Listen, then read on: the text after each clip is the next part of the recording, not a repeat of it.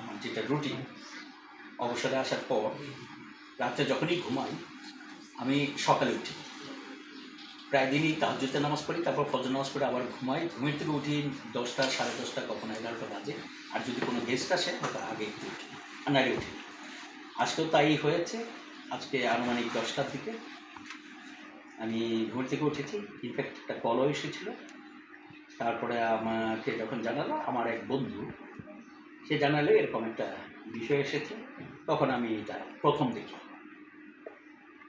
এবং দেখার পর স্বভাবতই আমি বিষয়টা নিয়ে অনেকটা মর্মাহত। কারণ এটা হলো যে খুবই, আমি এটাকে বলবো যে আমার কাছে মনে হয়েছে যে এটা injustice, a kind of injustice, এবং আমি এটাতে অবাকও হয়েছি।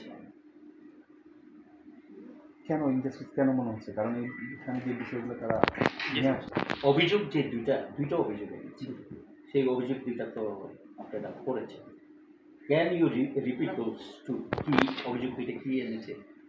প্রথম যে অভিযোগটা আনছে যে আপনার একটা সেগুলো প্রথমটাতে দিয়েছে যে I have committed or involved myself in indulge in corruption by helping my brother, brother, not brothers, brother, to evade accountability of his crime in Bangladesh. কথাটা এটা কিন্তু to evade accountability of his crime in, এটা হলো আমি আমার official capacity ব্যবহার করে এটা আমি। দ্বিতীয়টা যেটা হয়েছে যে আমি আমার পদ পদবি এগুলো ব্যবহার করে মিলিটারি কন্ট্রাক্ট ভাইয়ের মাধ্যমে দিয়েছি এবং সেখান থেকে ঘুষ নিয়েছি। এটা হলো সেকেন্ড। এই দুইটা সেন্টেন্সে কিন্তু দুইটি আছে। আমি যদি সংক্ষেপে বলি, আমি আপনাদেরকে আমি উত্তরে যাওয়ার আগে বিনীতভাবে জিজ্ঞেস করব, আপনারা 2021-এর 1 ফেব্রুয়ারি আল জাজিরাতে যে all the prime ministers man যেটা প্রচার হয়েছিল সেটা দেখেছেন তো নিশ্চয়ই? জি। সেইখানে এই যে দুইটা এলিগেশন এখানে যেটা এনেছে, ওই দুইটা এলিগেশন ওইখানে ছিল কিনা? ওইখানে অনেকগুলো ছিল, এই দুইটা ছিল কিনা? ছিল। তার মানে আমিও মনে করি যে এইটার একটা সম্পূর্ণ যোগসূত্র আছে। এই যে, এবং সূত্রটা হলো আল জাজিরার অল দ্য প্রাইম মিনিস্টার্স ম্যানে যে এলিগেশন এনেছে ওই দুইটাই এখানে উল্লেখ করে আমার উপরে আমেরিকাতে এন্ট্রিতে যে রেস্ট্রিকশনটা দিয়েছে। এখন আমার উত্তরে আসে, প্রথম যে বিষয়টা এনেছে যে I help my brother two Yvette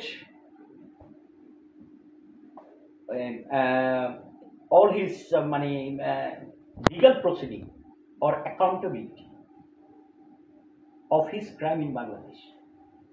আমার এই ভাই, যদিও এখানে নাম উল্লেখ করা হয়নি, আল জাজিরাতে উল্লেখ করেছিল, এখানে উল্লেখ করা হয়নি, সে কিন্তু 2002 সাল থেকে দেশের বাইরে, এবং সে যে দেশের বাইরে গিয়েছিল বৈধ ডকুমেন্ট নিয়ে গিয়েছিল, এবং সে বিভিন্ন দেশে ছিল। সর্বশেষ যখন ইউরোপে ছিল, ইউরোপের দীর্ঘদিন যাবে।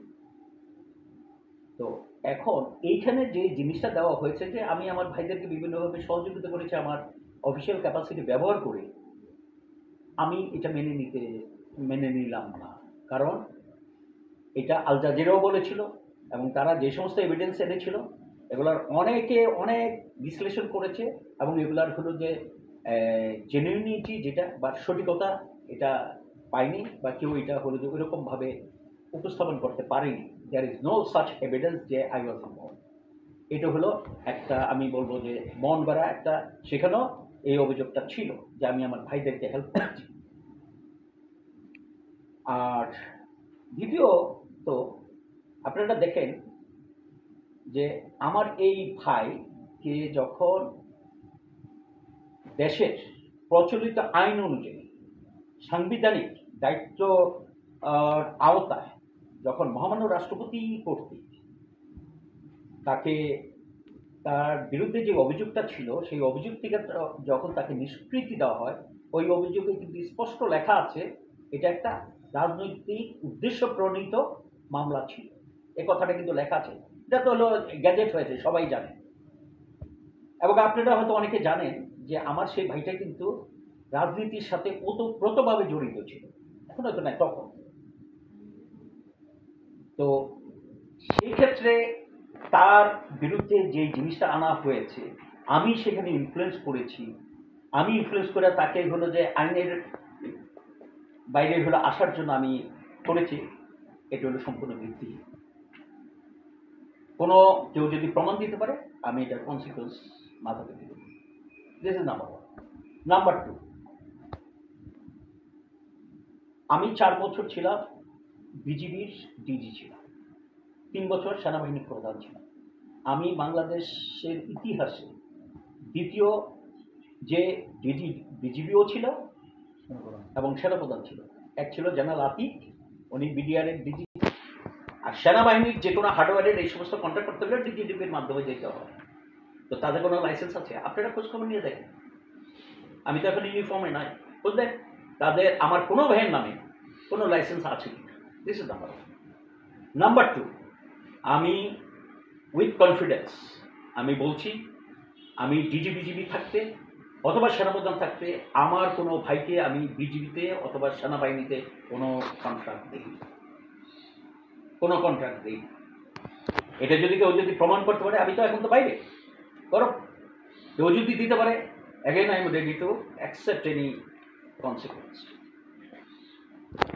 এখন আসি এই যে দ্বিতীয় প্রসঙ্গটা, এটা নিয়ে আসলে হচ্ছে কি অনেকটা বলা চলে যে এতটাই আসলে দোনোটাই, দুইটা অভিযোগকেই বিভিন্নভাবে একটু আমি মনে করবো যে অন্যদিকে বা অন্য জায়গাকে ফ্লেভার দেওয়ার চেষ্টা করছে। যেমন হলো এই যে দ্বিতীয়টা, যেটা কেন আমি বললাম যে মিলিটারি হার্ডওয়্যারের যে কন্ট্রাক্টর কথা এখানে বলা হয়েছে, আলাদা জায়গাতে একই জিনিস বলা হয়েছে, এবং তারা সেখানে কিন্তু একটা স্পাইওয়্যার একটা এগুলো ইকুইপমেন্ট নিয়ে এসেছিল। উদাহরণ দিচ্ছি, যেই ইকুইপমেন্ট হলো হাঙ্গেরি থেকে বাংলাদেশ সেনাবাহিনী কিনেছিল, এইটা ছিল হলো তাদের ইয়ে। আনফর্চুনেটলি, হ্যাঁ, তো এইটাকে যেভাবে হলো তারা সাজিয়েছে, আর আমার কাছে যেটা এভিডেন্স আছে, আপনারা যদি এভিডেন্স চান আমি দিতে পারি, সেটা হলো এই ইকুইপমেন্টটা, এটাতে কিন্তু আপনাদের অনেক প্রশ্নের হয়তো যে উত্তর আপনারা পেয়ে যাবেন। এই ইকুইপমেন্টটা ডিমান্ড ছিল হলো UNDPKO থেকে। ওরা একবার হলো অস্বীকার করেছিলেন, আমরা কিছু জানি না। আমি কিন্তু তাদেরকে বলেছিলাম, যখন আমি ফেব্রুয়ারি 2021-এ গিয়েছিলাম, আমি বলেছিলাম যে তোমার একজন স্পোক্সম্যান বলেছিল যে you don't know anything about this equipment. কারণ আমি বলছিলাম we have got all the evidence. তোমরা হলো আমাদের থেকে জানতে চেয়েছিলাম। 19শে ডিসেম্বর 2016 ডিপিকেওর থেকে তারা প্রথম হলো মেইলের মাধ্যমে বাংলাদেশকে জানতে চায়, আমরা একটা স্পেশাল সিগন্যাল কোম্পানি মনুস্কো, উইদিন ব্র্যাকেটে হলো যে এটা ডিআর কঙ্গোতে ডিপ্লয় করবো, তোমরা দিতে পারবা কিনা। ওইটার সাথে একটা ইকুইপমেন্ট রিকোয়ারমেন্ট এটা পাঠায়। ওই ইকুইপমেন্ট রিকোয়ারমেন্টটা স্বাক্ষর করে একজন lieutenant general Maksud Ahmed, lieutenant general Maksud আহমেদের স্বাক্ষরিত ওই ইকুইপমেন্ট রিকোয়ারমেন্টটা ওইটা দিয়ে পাঠিয়েছিল। সেটা হলো 19শে ডিসেম্বর 2016।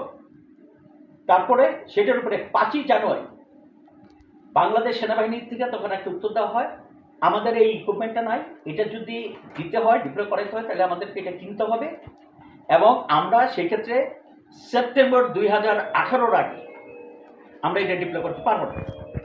এটা হলো বাংলাদেশ সেনাবাহিনী থেকে আর্ম ফোর্সেস ডিভিশনের মাধ্যমে তাদেরকে জানা দেওয়া। মার্চ 2017-তে তখন হয় কি, আর্মি হেডকোয়ার্টার একটা বোর্ড অফ অফিসার্স গঠন করে, এবং যে এই হলো ইকুইপমেন্ট রিকোয়ারমেন্ট, তোমরা এটা খুঁজে দেখো, আমাদের প্রসিডিওর আছে সেনাবাহিনীর, ওগুলো প্রত্যেক বাহিনীর, যে এই ইকুইপমেন্টটা কিনতে হবে। এইটা করে তারা সেপ্টেম্বরে 21শে সেপ্টেম্বর 2017-তে তারা একটা প্রেজেন্টেশন দেয় জিএসপিসি। ওই জিএসপিসি ওইটা হলো 7/2017 যে জিএসপিসিটা হয়, ওইটার মধ্যে এটা লিপিবদ্ধ আছে। সেই জিএসপিসিতে তারা প্রেজেন্টেশন দেয় এই ইকুইপমেন্টের সময়।